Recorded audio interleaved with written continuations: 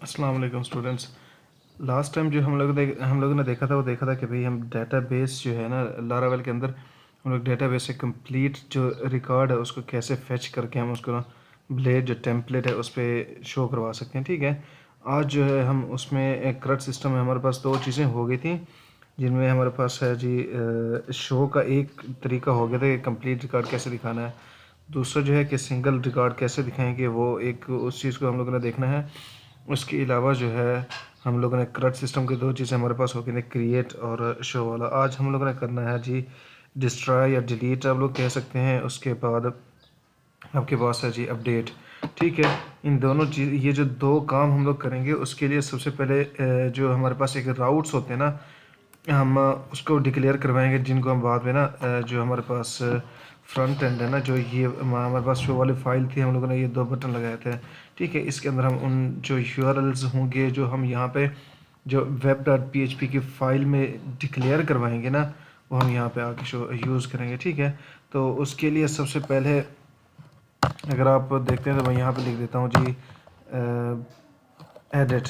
ठीक है, बल्कि इसके पहले राउट है उसकी टाइप लिखेंगे गेट, और मैं लिखता हूँ जी एडिट स्लैश, उसके साथ हम उस जो रिकॉर्ड है ना जिस रिकॉर्ड को हम लोगों ने अपडेट करना है उसकी हम आईडी जो है ना उसको पास कर देंगे। ठीक है, तो आईडी पास करने के लिए एक दोबारा से एक चीज़ को आप लोगों ने माइंड में रखना है, वो है कि जब हम यहाँ पे इस्तेमाल करेंगे ना, यहाँ पे जो भी एक वेरिएबल देंगे, जो वेरिएबल का नेम होगा एडिट के बाद ये स्लैश, और ये जब लारावेल के अंदर वेरिएबल पास करवाते हैं आप ये ब्रैकेट्स के अंदर ही लिखते हैं। मतलब जब राउट में लिखेंगे ना कोई वेरिएबल जब यूज़ करेंगे तो ब्रैकेट्स के अंदर ही लिखेंगे। ठीक है, तो यहाँ पे एक वेरिएबल मैं लिख देता हूँ एड आईडी का। ठीक है, अब इस तरह दो अगर वेरिएबल पास करवाने हैं गेट टाइप के थ्रू तो आप दो वेरिएबल पास करवा सकते हैं सेम ऐसे ही, मतलब स्लैश, और आप दूसरे वेरिएबल का नेम दे दें। अगर तीन वेरिएबल हैं तो स्लैश, फिर तीसरे वेरिएबल का नेम दे दें।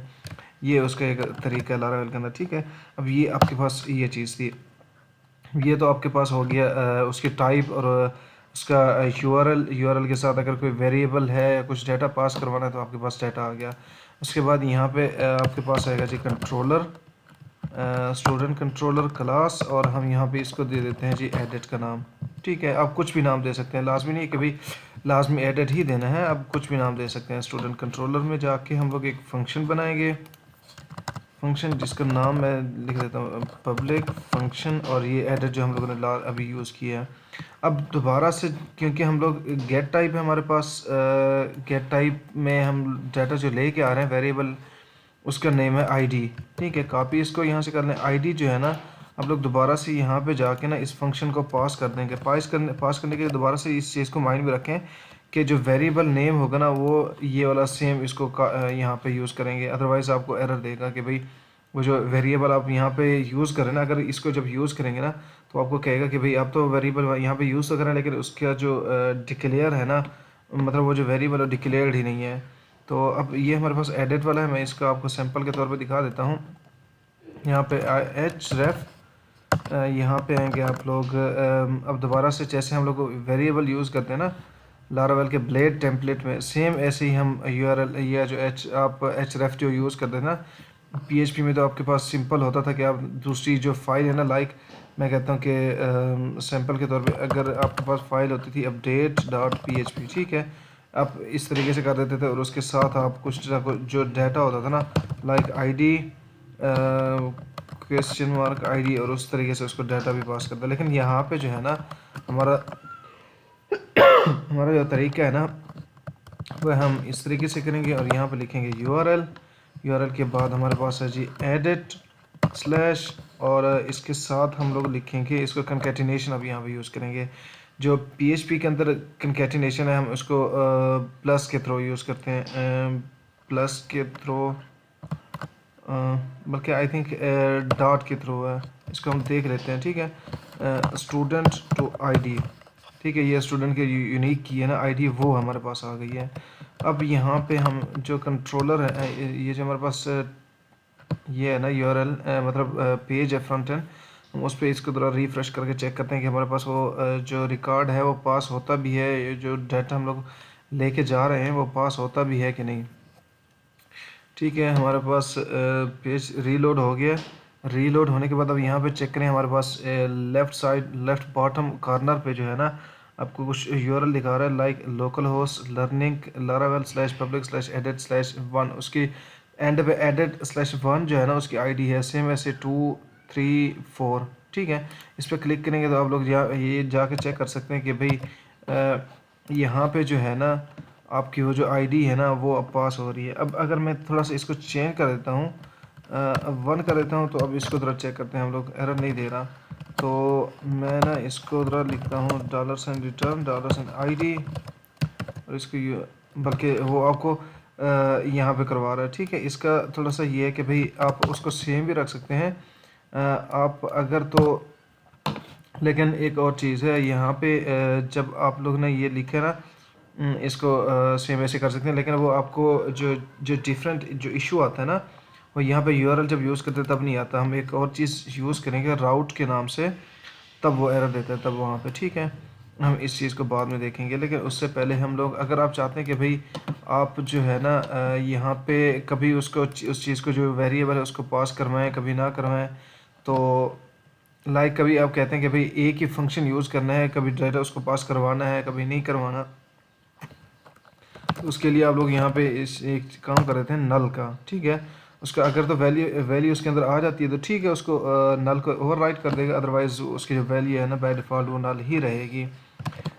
लाइक अभी हम इसको रिफ़्रेश करते हैं तो हमारे पास 4 आ रहा है। अगर मैं यहाँ पे इसको रिमूव करके चेक करता हूँ तब देखते हैं कि क्या एरर आता है हमारे पास, वो नॉट फाउंड का एरर आ रहा है। ठीक है, अब क्योंकि हमारे पास यहाँ पे जो है ना ये यहाँ पे आप लोग लगाते हैं क्वेश्चन मार्क। ठीक है, अब इसको चेक करते हैं हम लोग, अब यहाँ पे चेक कर लें, मतलब जब आप कोई एक वेरिएबल को ऑप्शनल रखना चाहते हैं कि भाई वो हो, आप उसको पास करवा भी सकते हैं नहीं भी करवा सकते सेम यूआरएल पे, तो आप क्या करते हैं, आप उसको ना एडिट स्लैश वो जो वेरिएबल होता है उसके साथ आप क्वेश्चन मार्क लगा देते हैं।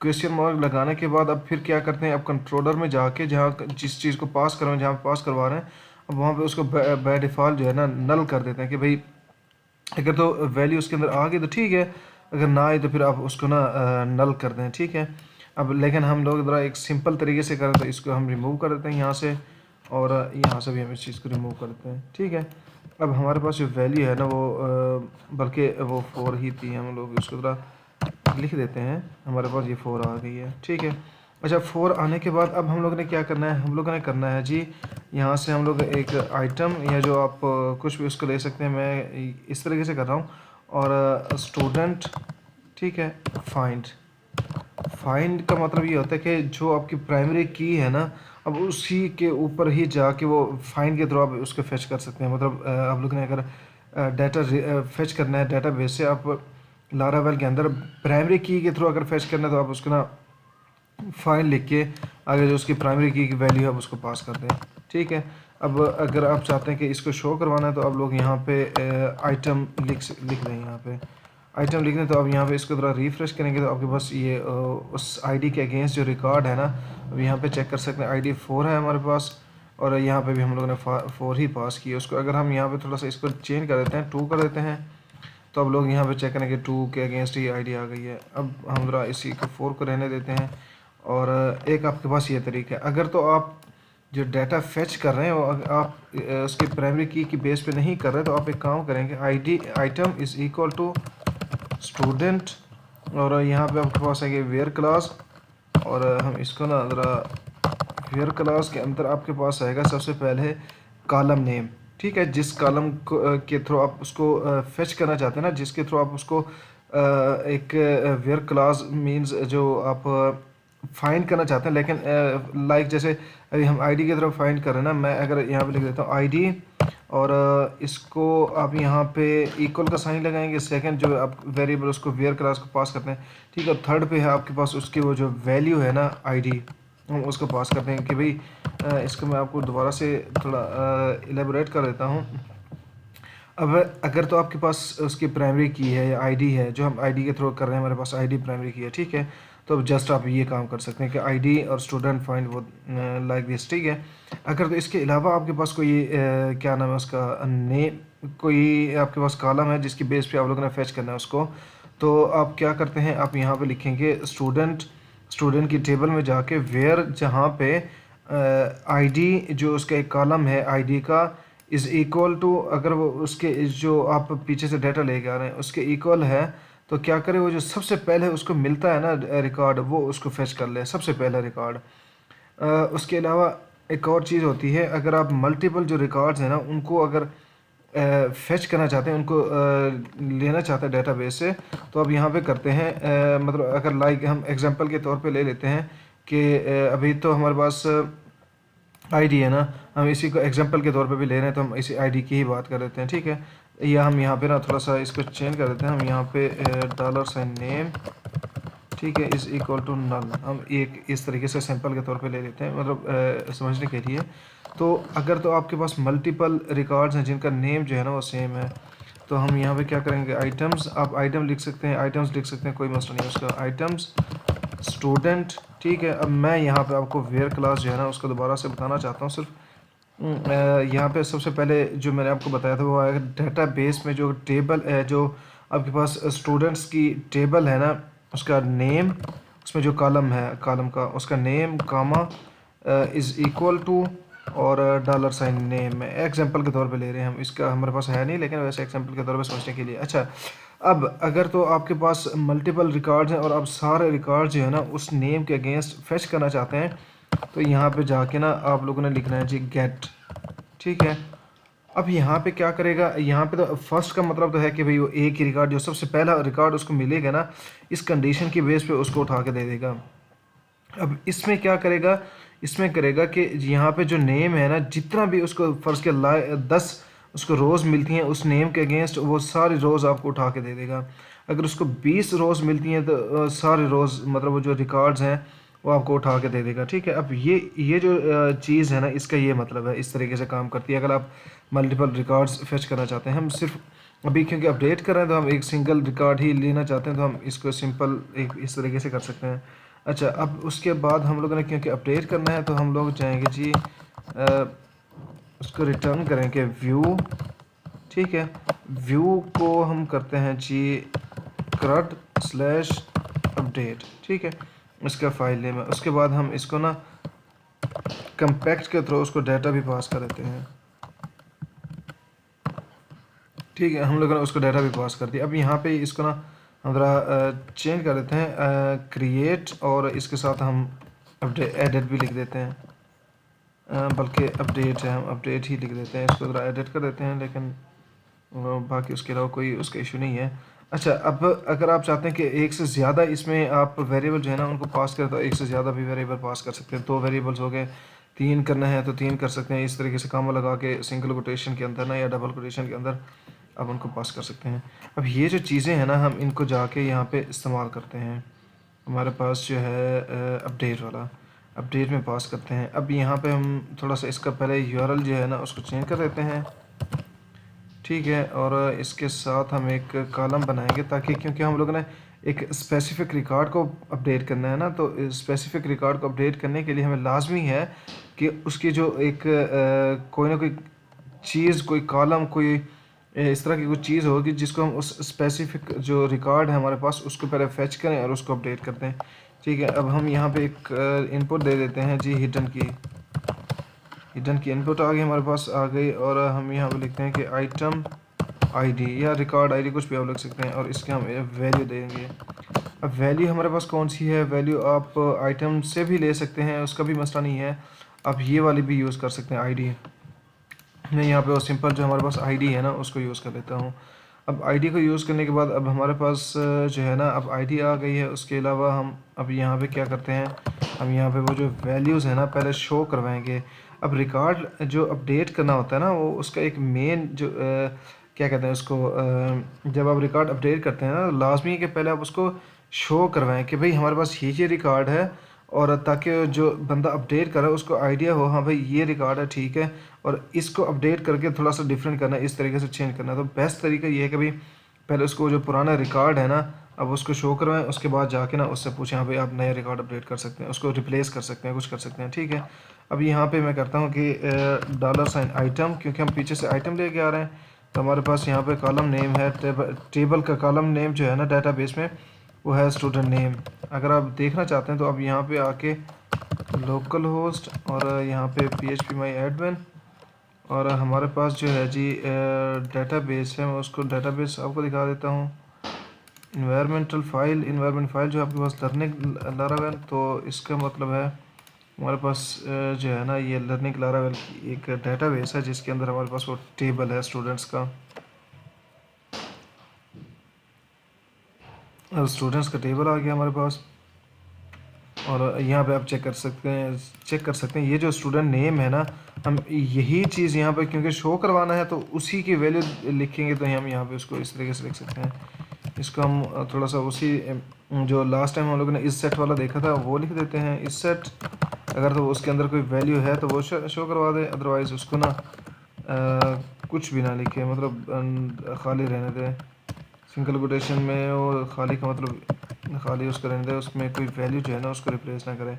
अब यहाँ पे हम लोग क्या करते हैं, स्टूडेंट मार्क्स, वो जो एक दूसरा हमारे पास कॉलम है ना, उसको उसका नाम जो है ना यहाँ पे लिख देते हैं। अब दोबारा से अब हम अगर यहाँ पे जाते हैं तो इसको रिफ़्रेश करें, उसको जो अपडेट वाला क्या कहते हैं उसको, ब्लेड व्यू है ना, अब यहाँ पे लेके आ गया है। अगर आप देखते हैं कि स्टूडेंट की जो आईडी है वो देखना चाहते हैं आइटम की, तो यहाँ पे इसको इंस्पेक्ट करें। इंस्पेक्ट करने के बाद अब यहाँ पे जाके चेक कर सकते हैं आइटम आईडी, और उसकी जो आईडी है ना ये वाले 4, वो यहाँ पे आपको शो करवा रहा है। अब अगर इसको आप लोगों ने थोड़ा सा चेंज करना है तो आप इसको 2 लिखें, तो यहाँ पे चेक करेंगे आपके पास वो जो आइटम की आईडी है ट्रू आ गई है। इसका मतलब कि उसी वो जो आइटम की आईडी है ना, जो स्पेसिफिक आईडी हम लेके आ रहे हैं वो यहाँ पे शो करवा रहा है। अच्छा, अब ये जो हमारे पास फॉर्म है, अभी इसका जो यूआरएल है, अब इस यूआरएल को हमें किसी न किसी जो जगह है ना, किसी न किसी पॉइंट में जो है डिक्लेयर करवाना पड़ेगा। अब आपको आइडिया है कि भाई इसको कहाँ पे डिक्लेयर करवाते हैं। यहाँ पे मैं इसको लिख देता हूँ, बल्कि यहाँ पे नहीं लिखता, आपको आइडिया है तो आई होप। अगर आपको आइडिया नहीं है तो आप पिछली वीडियोस में देख सकते हैं कि भाई हम जो यूआरएल है या जो राउट्स हैं वो कहाँ पे डिक्लेयर करवाते हैं। अब ये जो हमारे पास यूआरएल है, या यहाँ पे जब हम राउट्स भी यूज़ करने के बाद में जब ये चीज़ें हमारे पास आती हैं तो यहाँ पे इस हम डिक्लेयर करवा जो यूज़ करते हैं ना, डिक्लेयर करवाते हैं, इनको हम यहाँ पे डिक्लेयर करवाते हैं राउट। अब अच्छा, अब एक और चीज़, अब हमारे पास जो ये जो रिकॉर्ड है, मतलब ये जो फॉर्म, उसकी टाइप क्या बनेगी।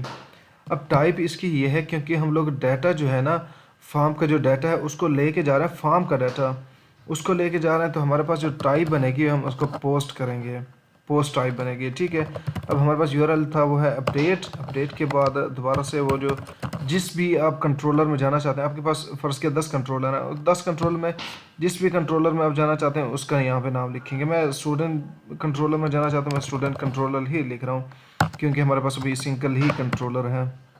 और यहाँ पे हम लोग लिख देते हैं जी अपडेट। ठीक है, अपडेट लिखने के बाद अब हम लोगों ने क्या करना है जी, इसको रिफ़्रेश करें।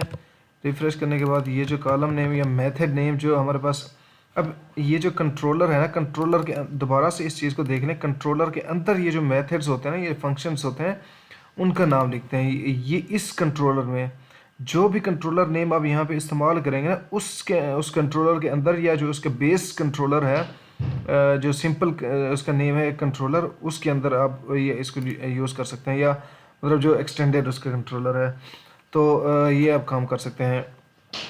एक्सटेंडेड कंट्रोलर का मैं थोड़ा सा अब अगर चाहते हैं तो मैं आपको थोड़ा सा उसका आइडिया दे देता हूँ। उसका आइडिया ये देने के लिए मुझे सबसे पहले ना एक कंट्रोलर जो है उसको बनाना पड़ेगा। मैं एक कंट्रोलर बनाता हूँ, मेक कंट्रोलर और एक्सटेंडेड कंट्रोलर। ठीक है, हमारे पास एक्सटेंडेड एक कंट्रोलर बन जाएगा ताकि जिसको हम एक्सटेंड कर सकते हैं। इसको ज़रा एक्सटेंड हो जाए उसके बाद फिर मैं आपको दिखाता हूँ। अच्छा, ये हो गया हमारे पास एक्सटेंड।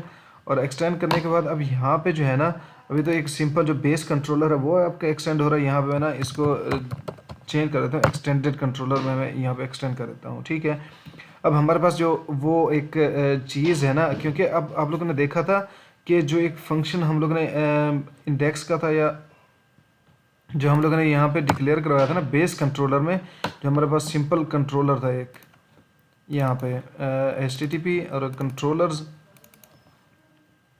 यहाँ पे हम लोगों ने एक कंट्रोलर बनाया था जिसको हम लोग यहाँ पे यूज़ नहीं कर रहे थे, लेकिन हम जब यूज़ मतलब यहाँ पे हम लोगों ने डिक्लेयर नहीं करवाया था, उसको डिक्लेयर करवाया था यहाँ पे कंट्रोलर में। और ये हमारा जो स्टूडेंट कंट्रोलर था वो बेसिकली एक्सटेंडेड कंट्रोलर था, ये इसका स्टूडेंट कंट्रोलर का, ठीक है। और इसके अलावा जो आपके पास था वो मतलब वो जो कंट्रोलर बेस कंट्रोलर था, यहाँ पे ये जो बेस कंट्रोलर है ना, इसके अंदर जो भी चीज़ आप लिखेंगे ना, वो ये जो कंट्रोलर है ना, इसका नेम एक्सटेंडेड के बाद जिसमें भी यूज़ होगा ना, अब उसमें इसके फंक्शनैलिटीज़ या मेथड्स जितने भी चीज़ें होंगी ना, वो आप यूज़ कर सकते हैं।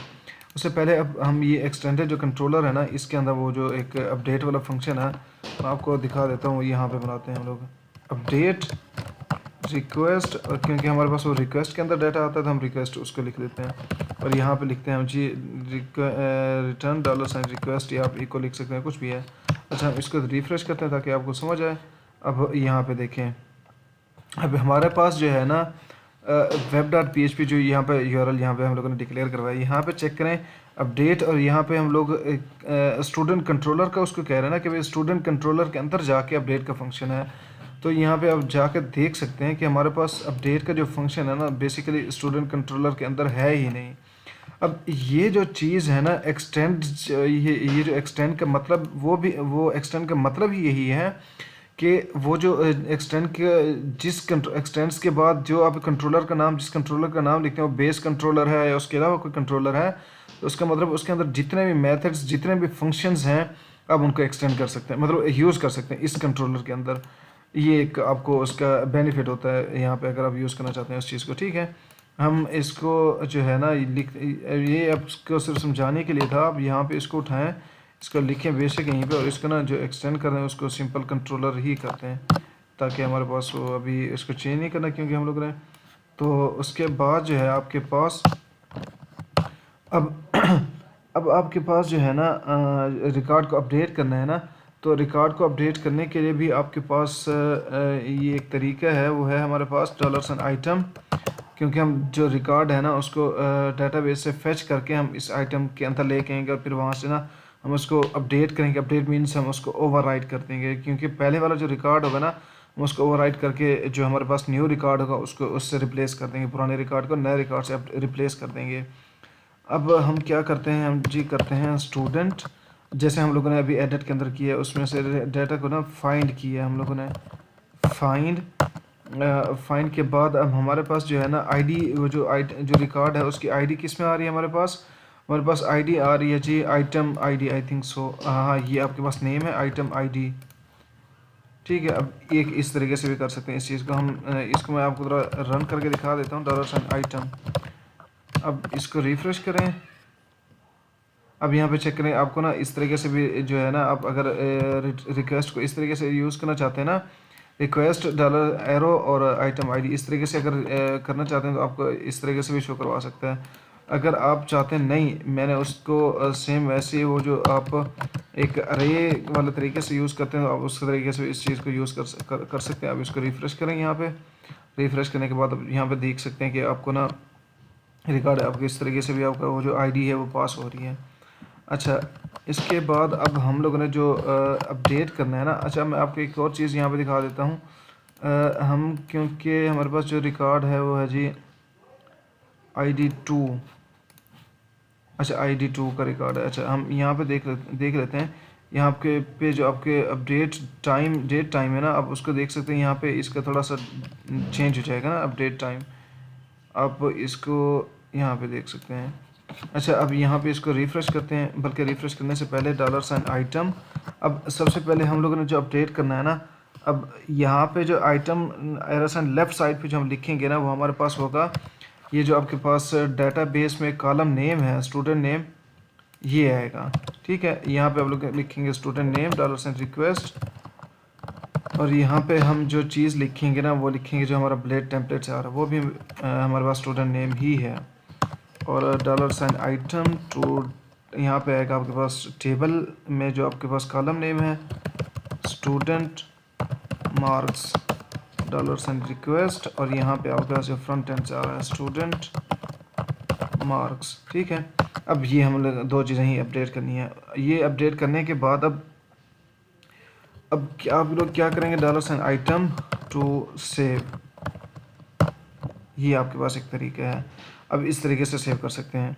और सेव करने के बाद अब हम लोग ने क्या करना है, हम लोगों ने इसको ना दोबारा से वो जो एक इंडेक्स पेज है ना जो हमारे पास, जहाँ पे सारे रिकॉर्ड जो है ना वो शो करवा रहे हैं, ये वाला जो हमारे पास है, अब इस पे इसको ना रीडायरेक्ट कर सकते हैं। रीडायरेक्ट का मतलब है कि पहले ये सारा ये चीज़ रन होगी, ये जो 4 लाइनें जब यहाँ पे आएगा ये 4 लाइनें रन होंगी, उसके बाद हम लोग ना इसको रीडायरेक्ट कर देंगे किसी दूसरी जगह पे। अब मैं इसको ना रिटर्न रीडायरेक्ट, ठीक है, इसको मैं यहाँ पे देखता हूँ जी। रीडायरेक्ट के अंदर आप जो एक चीज़ लिखेंगे ना, यहाँ पे जो यूआरएल है आपके पास वो लिखेंगे। अब आपके पास यूआरएल जो है ना वो है जी शो का, ठीक है, शो का आपके पास यूआरएल है। यहाँ पे हमारे पास स्टूडेंट और यहाँ पे आप लिखेंगे स्टूडेंट का, ठीक है।